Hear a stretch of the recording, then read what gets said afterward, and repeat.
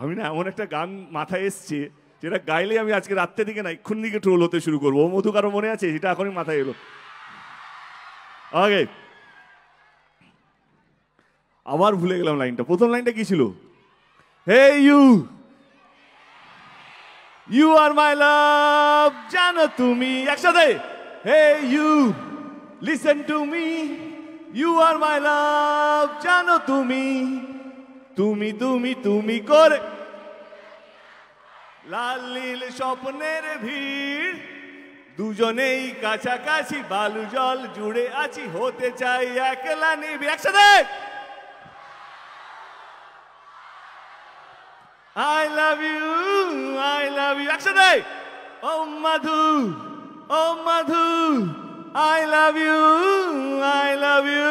Thank you, thank you, thank you, thank you, thank you so much. যদি আরেকবার সুযোগ পাই জীবনে, আবার কোনো পাতা যদি পিছনে গিয়ে খুলতে চাই, তাহলে বিশ্বাস করুন আমি আমার এই স্টুডেন্টস লাইফটাকে খুঁজে পেতে চাই। কারণ এই একটা সময় যেখানে সত্যি আমরা ভাবি কে কি হতে চাই। মাঝে মাঝে রাগ হয় টিচারদের উপর, মাঝে মাঝে রাগ হয় গার্জেনদের উপর, কেন বলে আমাদেরকে হোমওয়ার্ক করতে, কেন পড়াশুনো। কিন্তু বিশ্বাস করুন আজকে দাঁড়িয়ে বুঝতে পারি কি সত্যি যদি আরেকটু মন দিয়ে পড়াশোনাটা করতাম, সমাজে একটা ভালো মানুষ হতে পারতাম।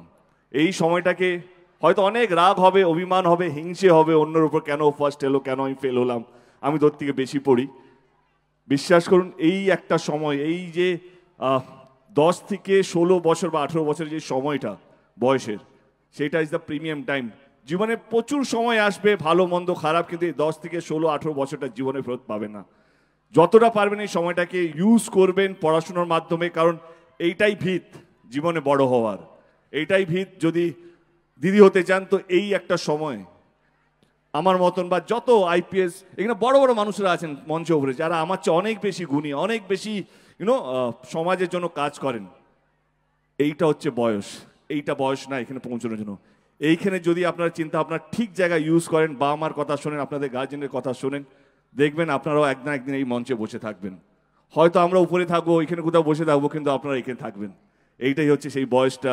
যদি এখানে বসতে চান তাহলে এই হচ্ছে বয়স। ধন্যবাদ, থ্যাংক ইউ সো মাচ।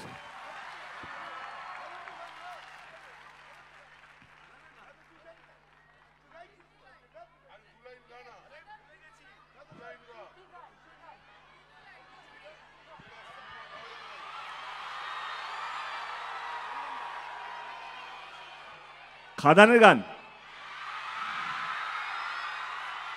কিশোরী কারো মনে আছে? কি লাইন ছিল প্রথম লাইনটা? সব ভুলে গেছে। আমি না গুলিয়ে গেছি, সিএম এর সামনে আমি সত্যি গুলিয়ে গেছি। আজকে আমাকে ক্ষমা করবেন দিদি, আমার মাথা কাজ করছে না, সো সরি।